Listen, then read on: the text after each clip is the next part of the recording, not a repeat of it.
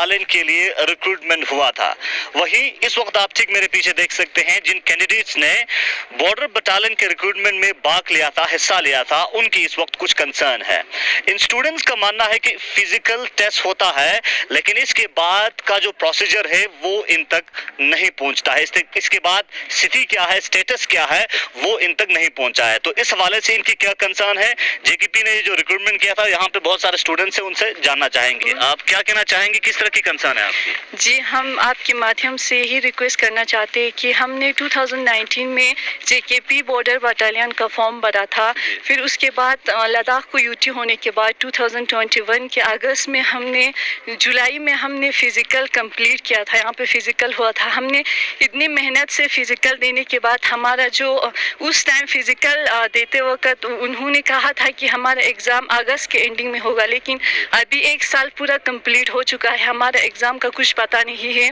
हमारा जो border battalion का एग्ज़ाम था वो जेकेपी के साथ था, जेएनके के साथ, लेकिन अभी 2022 के जनवरी में जेएनके ने एक नोटिफिकेशन निकाला था। उन्होंने कहा था कि जो लद्दाख का पोस्ट है उन्हें एक्सक्लूड कर दिया है लद्दाख पुलिस के बाद, लद्दाख पुलिस के पास। फिर हम यही रिक्वेस्ट करना चाहते हैं आपके माध्यम से कि हमारा जो रिटन एग्ज़ाम है जल्द से जल्द लिया जाए, क्योंकि हम कुछ लोगों का तो एज भी निकल रहा है। इसलिए हम यही रिक्वेस्ट करना चाहते हैं कि हमारा एग्ज़ाम जल्द से जल्द हो जाए।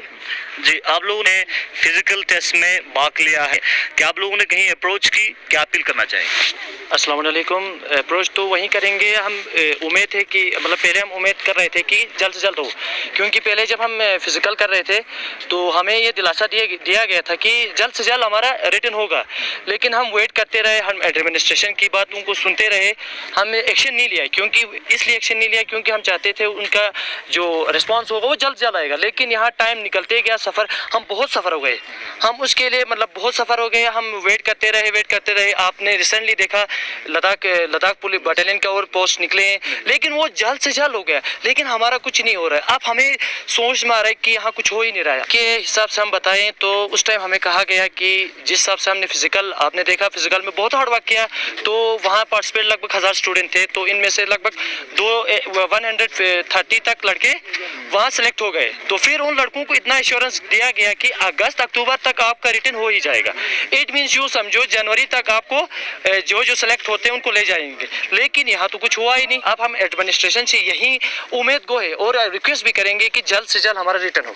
बहुत बहुत शुक्रिया। तो यहाँ पे आप देख सकते हैं जितने भी जो कैंडिडेट्स हैं जिन्होंने बॉर्डर बटालियन में, जिसको जम्मू कश्मीर पुलिस की जानिब से रिक्रूटमेंट का प्रोसेस था और इसके बाद से इंतजार कर रहे हैं कि रिटर्न एग्जाम हो, इनके सिलेक्शन के हवाले से प्रोसीजर इन तक पहुंचे, स्टेटस इन तक पहुंचे। लद्दाख के अंदर बॉर्डर बटालियन और वुमेन बटालियन में पार्टिसिपेट करने वाले स्टूडेंट्स की कंसर्न हमने लद्दाख पुलिस के ओहदेदारों तक पहुंचाने की कोशिश की, उनके साथ भी हमने बात की।